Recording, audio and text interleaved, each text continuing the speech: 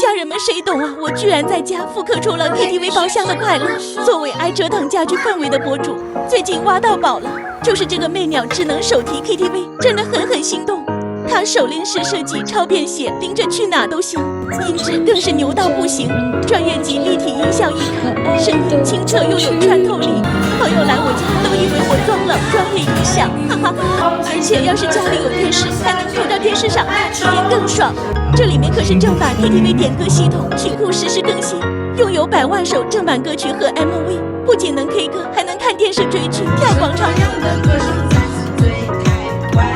周末窝在家里，边吃零食边和家人 K 歌，这样的生活真的爱了。